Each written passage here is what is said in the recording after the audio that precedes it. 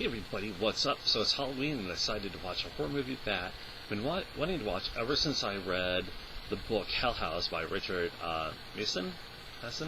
Never can remember how to pronounce it, never heard it. His greatest book that he ever did was I Am Legend, which has a lot of different versions created over the years.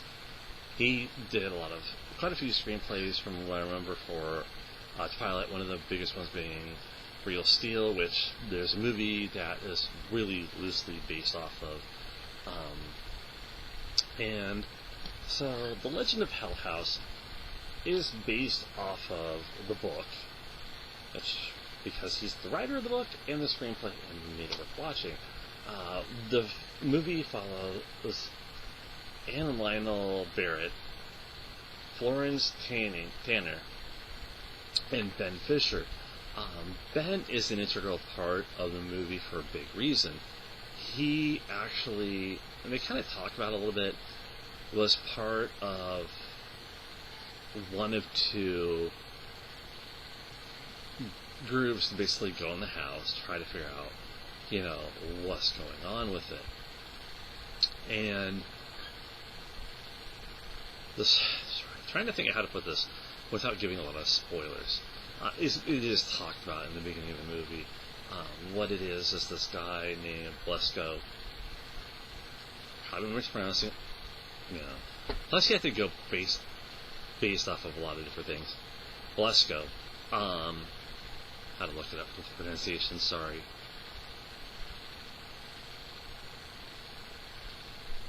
It was this evil, sick, basically they call him millionaire pervert. He had a lot of money. He had this house built where, people went, they did all this sort of things, orgies, you name it, it happened. And people went looking for their family who had been in this house. Everybody died. But Blesko cannot be found.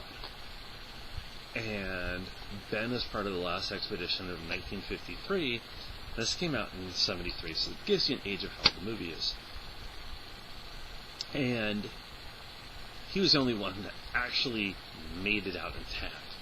Everybody else was either dead, crippled, or insane. And there is a follow-up called Return to Hell House, a prequel. Don't read it. It's bad. Like, as somebody called it, ghost porn. It's not.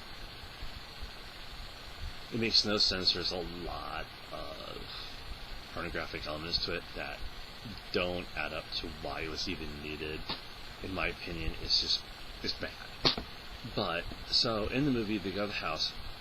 They're hired by this guy by the name of Deutsch, who essentially wants to know, is there an afterlife?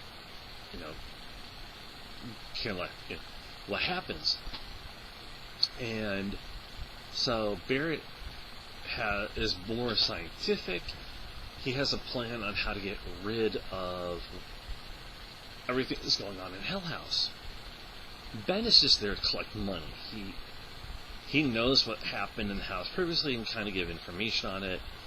Tanner is basically Ben's what's called like a physical medium where he can make stuff move. She can basically more talk to the dead. And he doesn't want to do any readings, he doesn't want to do any of this stuff, because he knows if he opens himself up to the house, it's going to cause problems. And as he says at one point, the house doesn't mind visitors, but you don't mess with it. And that's exactly what Barrett is up to. There are some things that I think should have been left in the movie. The way Ben figures everything out is kind of... I didn't like it. I wish they had kept the original ending. Sorry, the original way he figured everything out and how he knew what was going on. Because it kind of... it dips into territory you're not used to if you read the book. So that was a point I didn't like. There were a lot of things taken out that happen in the house that I'm like fine with. There's some drawn out stuff. Like it's just a lot of it. The special effects, even for the time, are kind of okay. A lot of practical effects, which were the best part, in my opinion. Yeah, when you find out what happened to Blesco, you're kind of like, okay, because the funny thing is, without the lore of him and the house, you tend to focus more on the characters, and they're trying to figure out what's going on. And that, I think, in a movie sense, probably is a lot better because it's like 95 minutes. So there's a lot of give and take on that.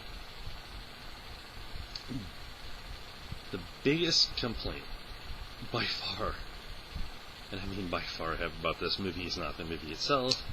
I can nitpick about stuff, but then that delves into spoiler territory. What ticks me off the most about this movie is it offers subtitles. The way the subtitles were done was like very shortcut. If you can hear and you still have subtitles on, you're going to be really thrown off.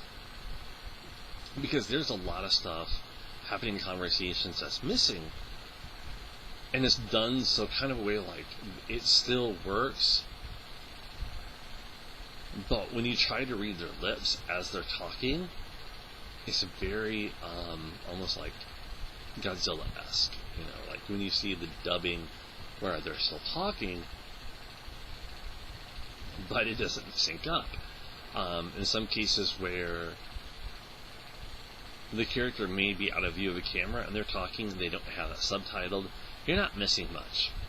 It's just that frustration's there, and it's something I rely on. So having to go, wait, what are they talking about? And go back. Ben tries to convince them, hey, you guys need to stop this. We need to get out of here. Especially Tanner, because he knows this house is very manipulative. He's seen what it's done. And the thing about Lionel Barrett is that he is such a skeptic of everything that he doesn't want to believe anything. He wants to say everything that's happening is somebody else's fault. You have the medium, she causes, this activity. Like, in one point, tables flying everywhere, stuff on has gone everywhere. He wants to have that type of blame. So he doesn't want to think about what's going on, because you have this house that's filled with all these entities, but he just wants to say, no, there's nothing going on, it's all you're creating this. So Ben really does become the voice of reason. And Barrett, it's weird. Like, this is a PG movie, mind you. I think because it's from England. In the time frame, they can get away with some little bit of nudity here and there, but Anne becomes very, without knowing what's going on, like, she starts hitting on Ben, telling him, I want this and I want that. And Lionel goes, I don't blame you, it's the house. The house is causing the problem. But he doesn't believe in certain things. It doesn't add up. Unless he's thinking, this house has a negative effect on people because of its past. And he says the house is full of, with this residual energy of everything that's happened. This is all towards the beginning of the movie, so you're not missing out on much. Trust me, I'm avoiding spoilers like crazy here. It does go off track quite a bit. There's a storyline, in my opinion, that never had resolution, which is, not only does Ben know what's going on in the house with how he figures things out, but also the fact that